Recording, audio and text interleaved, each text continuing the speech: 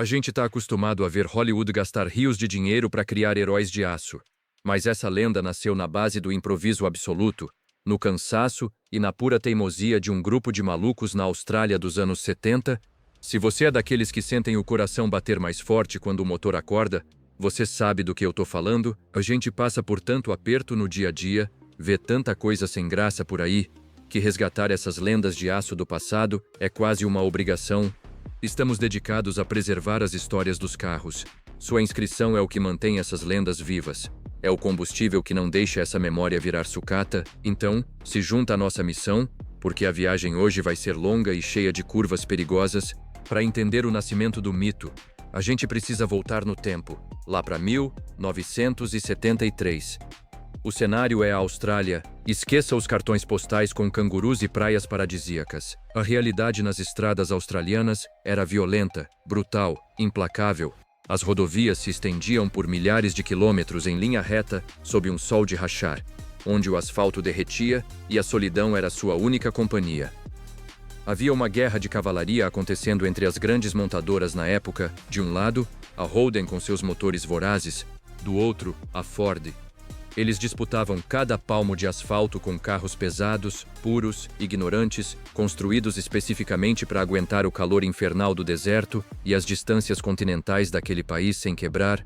Foi nesse exato ano de 73 que saiu da linha de montagem um Ford Falcon XB, versão GT Coupe, um carro imponente por si só, com linhas largas que lembravam os Mustang americanos, mas com uma musculatura tipicamente australiana e um peso que exigia respeito. Ele nasceu pintado de branco, calmo, um carro de rua comum com teto de vinil, feito para rodar sem chamar muita atenção nas mãos de um motorista pacato. Mal sabia ele que o destino tinha planos muito mais sombrios e barulhentos para o seu chassi. Aí entra na história um jovem médico chamado George Miller. Ele trabalhava em salas de emergência em Sydney, virando noites atendendo vítimas de acidentes horríveis nas estradas do interior. Aquela violência mecânica, a mistura aterrorizante de sangue com óleo de motor derramado no asfalto, mexeu profundamente com a cabeça dele. Ele queria colocar aquela sensação crua de perigo, de urgência, de loucura rodoviária nas telas de cinema. Juntou uns trocados com o amigo Byron Kennedy, uma merreca de orçamento que hoje não pagaria nem o almoço de uma equipe técnica, e decidiu rodar um filme totalmente independente e fora do sistema. O nome dessa loucura? Mad Max. Mas para dar vida a um futuro onde a polícia e os bandidos psicopatas se misturam, eles precisavam de uma máquina, algo que não parecesse uma viatura padrão. Precisavam do último dos V8s, o implacável Interceptor. A produção conseguiu comprar aquele Falcon XB GT branco, que já era usado e tinha rodado bastante. Mas o carro precisava assustar, precisava ter cara de poucos amigos, uma feição de assassino silencioso. Foi aí que a mágica da gambiarra australiana tomou conta. Eles levaram o coupé para um designer automotivo genial e um pouco excêntrico chamado Peter Arcadipani. A missão dele era clara: transformar aquele carro civilizado em uma arma de destruição visual. O Peter olhou para o capô largo do Falcon e redesenhou toda a estrutura frontal. Ele moldou na fibra de vidro um bico pontiagudo, absurdamente agressivo, que logo ficou conhecido como a Frente Concorde. Dava a nítida impressão de que o carro ia fatiar o vento e devorar qualquer ser humano que não saísse da frente. Mas ainda faltava o principal: o coração exposto do monstro. No roteiro do filme, o carro ostentava um supercompressor, que era ativado a qualquer momento por um botão vermelho no câmbio. Na vida real, meu irmão, a coisa passava muito longe disso. Eles não tinham orçamento para instalar um blower mecânico funcional que aguentasse o tranco de uma perseguição de cinema. O motor V8 351 polegadas Cleveland, de origem americana, já era forte, mas um compressor verdadeiro de corrida, um imponente Viant 6-71, custava uma pequena fortuna e exigiria modificações internas tão pesadas no motor que o dinheiro do filme acabaria no primeiro pistão derretido. A solução? Pura arte, fumaça e espelhos. A equipe de mecânicos pegou a carcaça de um compressor de verdade, retirou todos os rotores internos e deixou a peça oca. Era apenas uma caixa de metal bonita. O compressor falso foi parafusado em cima do motor, usando uma base de sustentação construída do zero, e para fazer a correia girar loucamente, dando aquele efeito dramático de potência extrema quando o Mel Gibson puxava o botão, eles adaptaram. Acredite se quiser, uma embreagem elétrica de um compressor de ar-condicionado de caminhonete. Quando o botão era acionado, a voltagem ligava a embreagem, a polia começava a rodar no vazio, o motorista afundava o pé no acelerador, a sonoplastia colocava um uivo estridente na dublagem e o público no escurinho do cinema ia à loucura, jurando que o carro tinha ganhado centenas de cavalos de força num milésimo de segundo, pura ilusão, mas feita com um talento inexplicável.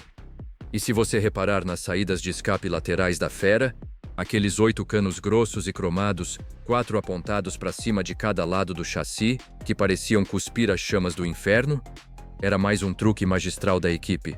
Das 4 ponteiras que você vê de cada lado, apenas a primeira era realmente conectada aos coletores de escapamento do V8. As outras 3 eram pedaços de tubo de metal ocos, soldados na lataria apenas por pura estética intimidadora. Não saía fumaça delas, mas o impacto visual era tão devastador que ninguém se importava com o truque. O carro exalava uma energia tóxica. Ele foi inteiramente banhado com uma pintura mista, cruzando o preto de alto brilho nas laterais com um preto fosco no capô e porta-malas, criando texturas ásperas que pareciam engolir a luz da própria estrada. Nascia ali, oficialmente, o Pursuit Special. As filmagens daquele primeiro Mad Max foram uma insanidade criminosa. A equipe era tão pequena e pobre que eles não tinham as licenças governamentais para fechar as estradas públicas. O diretor de fotografia amarrava a câmera no para-choque com fita adesiva e cordas velhas. Eles filmavam nas rodovias na surdina, desviando do trânsito real, com o coração apertado, rezando para a polícia não aparecer e prender todo mundo. O jovem Mel Gibson, que na época não passava de um ator novato e quebrado financeiramente, dirigia o Falcon preto em velocidades absurdas, sentindo o carro balançar a mais de 160 por hora, sem nenhum controle de tração, sem gaiola de proteção e sem frescura de dublê na maioria das tomadas. O calor insuportável dentro daquela cabine de metal, a fumaça constante de borracha queimada entrando pelas frestas, o barulho caótico e metálico do motor ecoando no silêncio do Outback australiano, tudo ali era perigosamente autêntico. E quando o filme finalmente estreou nos cinemas, em 1979, a cultura automotiva mundial sofreu um terremoto. Aquele carro enigmático virou instantaneamente uma religião. Jovens dos Estados Unidos à Europa colavam pôsteres do Interceptor nas paredes de seus quartos, sonhando com aquele visual maligno e brutal, só que, no universo cruel e sombrio dos bastidores, o fim da festa não foi nada bonito. O filme estourou e faturou milhões.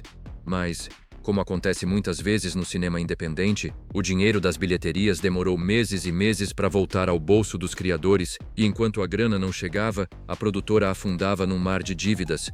Eles deviam dinheiro para quase todos os profissionais que suaram sangue naquelas estradas do interior. E o cara que mais estava no prejuízo era o Murray Smith, o mecânico-chefe, o cara que perdeu dezenas de noites de sono refazendo soldas, ajustando o ponto do motor e garantindo que os carros dos figurantes andassem. A fatura dele era alta demais para ser ignorada. O diretor olhou para o cofre vazio, depois olhou para a oficina. Lá no fundo, encostado num canto sujo de graxa, estava a grande estrela de metal do filme, o Falcon preto. Eles chegaram no Murray, com a cabeça baixa, e mandaram a real. A gente tá no vermelho, não temos um centavo para te pagar. Pega a chave, o carro é seu. Imagina essa loucura. A máquina que estava redefinindo a história dos carros no cinema foi tratada como uma simples moeda de troca para abater um fiado de mecânico. O Murray aceitou. Pegou as chaves do Interceptor e o levou para casa. Mas ele não via o carro com o romantismo dos fãs. Ele era um cara lógico, e aquele carro, na vida real, era um pesadelo logístico. O bico de fibra rasparia em qualquer valeta, os escapes laterais eram absurdamente ilegais e faziam um barulho que acordava a cidade inteira. O compressor no capô tapava a visão e a polícia parava ele a cada 3 quarteirões pedindo os documentos. Sem ter o que fazer com a fera enjaulada, o Murray tentou ganhar um dinheiro por fora. Ele começou a alugar o carro para ser exibido na frente de cinemas locais, em portas de shoppings e feirões de final de semana, enquanto o filme ainda passava nas telas. As pessoas pagavam uns trocados para tirar uma foto do lado do último dos V8s, mas a fama é ingrata. Os meses se passaram, a poeira baixou, o filme saiu de cartaz e o interesse evaporou. O carro, que um dia impôs terror na tela grande, acabou coberto por uma lona plástica encardida, esquecido e juntando folhas secas no quintal dos fundos da oficina. O brilho assustador do preto fosco começou a manchar. A bateria morreu, a ferrugem iniciou seu trabalho lento e silencioso nas entranhas daquele chassi lendário, o Interceptor estava morto. Enterrado no esquecimento, condenado a apodrecer como uma sucata qualquer, isso até que, na alvorada dos anos 80, o improvável aconteceu. O telefone do mecânico tocou. A voz do outro lado era apressada, ansiosa. Era George Miller, o diretor. O primeiro filme não tinha feito apenas sucesso, ele tinha se tornado um fenômeno cultural bizarro na América e na Europa. Um grande estúdio de Hollywood tinha injetado uma quantia insana de dinheiro na conta deles para fazer a continuação, Mad Max 2. A caçada continua. O mundo agora estaria devastado, pós-apocalíptico e impiedoso, e eles precisavam da lenda de volta para as telas, imediatamente. O Murray escutou a proposta, olhou pela janela para a lona suja no quintal e sorriu. Ele não entregaria a relíquia de graça. Ele espremeu a produção e o diretor teve que comprar o próprio carro de volta por um preço amargo e salgado. O monstro foi resgatado da tumba, mas o que ninguém sabia era que o destino do Interceptor no set do segundo filme seria 1000 vezes pior do que ficar apodrecendo num quintal. Ele não estava sendo resgatado para a glória. Ele estava sendo levado para o seu próprio abate. Quando o Falcon XB finalmente voltou para as mãos sujas de graxa da equipe de produção, para as filmagens de Mad Max 2, A Caçada Continua, o mundo cinematográfico tinha mudado drasticamente. O roteiro agora exigia que o carro refletisse o absoluto fim da civilização. A gasolina tinha se tornado o bem mais escasso e valioso de toda a face da Terra. E o nosso Interceptor precisava carregar no próprio chassi as cicatrizes profundas dessa guerra desumana. A equipe de arte e design não teve um pingo de pena da lenda de metal. Eles pegaram lixadeiras elétricas pesadas, marretas, correntes e galões de tinta fosca e começaram a desfigurar a máquina sem a menor cerimônia. O preto brilhante e altamente ameaçador do primeiro filme, aquele que refletia o pavor nos olhos dos inimigos, foi impiedosamente coberto por camadas pesadas de sujeira, fuligem, pó de tijolo e uma tinta totalmente opaca. A ideia era que o carro parecesse uma sombra opaca rastejando no deserto, algo que não refletisse a luz escaldante do sol australiano, perfeito para emboscadas silenciosas, para dar a ilusão mecânica de que o carro era um sobrevivente solitário cruzando ermos infinitos e terrenos destruídos. Os mecânicos removeram completamente o para-choque dianteiro aerodinâmico, aquele bico Concorde de fibra de vidro, que tinha sido esculpido com tanto cuidado cirúrgico por Peter Arcadipani, foi brutalmente cortado na parte de baixo, deixando a estrutura da suspensão, as molas e o eixo dianteiro expostos à lama e às pedras, mas a modificação mais marcante, aquela que alterou a silhueta agressiva do carro para sempre, aconteceu na parte traseira. Eles simplesmente arrancaram a tampa do porta-malas na base da força e instalaram 2 tanques de combustível gigantes, prateados e redondos, com capacidade para mais de 200 litros cada um. A mensagem visual era clara e aterrorizante. Aquele carro não parava para pedir socorro, ele não abastecia impostos, ele carregava a própria sobrevivência e o próprio fardo nas costas.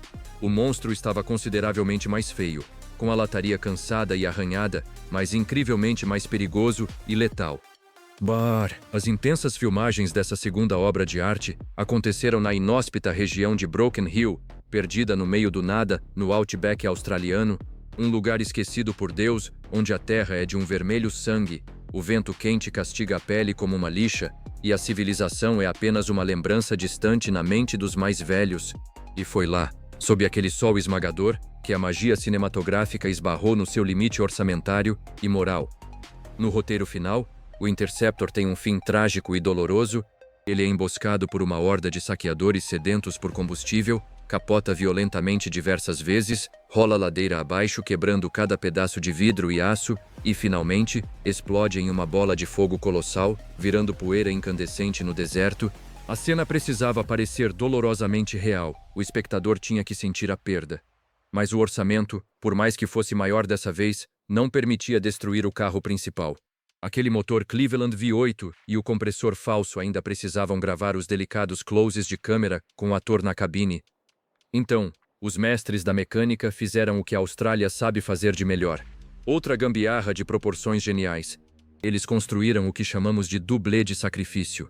Eles conseguiram achar a carcaça oca de outro Ford Falcon civil em um desmanche barato. Jogaram uma pintura preta feita às pressas por cima da ferrugem, colocaram um motor genérico fundido apenas para fazer peso e construíram réplicas dos tanques traseiros, usando latões de óleo de trator vazios. Foi esse carro falso, esse sósia barato e oco, que foi covardemente empurrado do penhasco, ativado por explosivos controlados e explodiu para o delírio absoluto dos fãs nos cinemas espalhados pelo mundo todo. Quando aquelas chamas laranjas subiram na tela do cinema, engolindo a silhueta preta, muita gente que amava carros sentiu um nó cego na garganta, acreditando piamente que o último dos V8s tinha virado um monte de cinzas irreconhecíveis. Mas o verdadeiro Interceptor, o guerreiro de metal e fibra, assistiu à sua própria cremação de longe, silenciosamente estacionado atrás das câmeras. Coberto de poeira cenográfica, ele havia sobrevivido à brutalidade das telas. Mas a grande e verdadeira tragédia, a ironia que chega a cortar o coração de quem tem gasolina nas veias, é exatamente o que aconteceu com ele depois que as pesadas câmeras foram desligadas, as luzes se apagaram e o diretor George Miller gritou: "Corta", pela última vez naquele deserto escaldante. A gente gosta de imaginar que, depois de protagonizar não apenas um, mas dois dos filmes automotivos mais influentes e cultuados de toda a história da cultura pop mundial, o estúdio rico pegaria essa máquina imponente, daria um polimento cuidadoso, passaria uma cera cristalizadora e a colocaria descansando em um museu com tapete vermelho e luzes de neon giratórias. Mas, meus amigos, nós estamos falando da dura realidade do cinema na Austrália dos anos 80. Não havia glamour, não havia frescura, não havia preservação de patrimônio. A equipe de produção tinha estourado o tempo e precisava limpar a área de gravação em Broken Hill rapidamente para não pagar multas ambientais. As centenas de sucatas retorcidas que sobraram das filmagens, os buggies destruídos, as motos despedaçadas, tudo isso era legalmente considerado lixo industrial sem valor, e o destino do nosso lendário V8 sobrevivente, o nosso herói de tela, foi exatamente o mesmo: lixo. O estúdio de contadores de moedas simplesmente se recusou a pagar a taxa abusiva do frete de cegonha para transportar o carro danificado de volta para as garagens em Sydney. Ele não servia mais para as câmeras, então não servia para mais nada. Ele foi sumariamente doado como um entulho qualquer para um ferro velho local, propriedade de um sujeito chamado Ray Hillier. O Ray, um homem prático focado no peso do aço, olhou para aquele carro preto imundo, sem o para-choque dianteiro, com 2 tanques vazios e inúteis amarrados na traseira, e não viu um centavo de valor histórico naquilo. Para ele, era só um trambolho enorme e modificado que ocupava espaço precioso onde ele poderia colocar tratores. O temido Interceptor, a sombra assassina e pesadelo absoluto das rodovias fictícias, foi largado lá no fundo úmido e sujo do ferro velho, ao relento absoluto, exposto diretamente ao sol de rachar, às tempestades violentas, aos ventos carregados de areia e ao total e completo descaso do tempo, e os meses viraram anos, e a carcaça morta rapidamente atrai os abutres da estrada. Moradores da região, fãs locais de cinema e catadores de metais descobriram pelo boca a boca que o famoso carro preto do filme estava lá, vulnerável, abandonado no meio do matagal. Aos poucos, a máquina foi sendo canibalizada de forma cruel, pedaço por pedaço. Levaram o compressor estético do capô numa noite, arrancaram os marcadores e relógios do painel na outra, roubaram as pesadas saídas de escape cromadas, cortaram os chicotes elétricos apenas pelo cobre.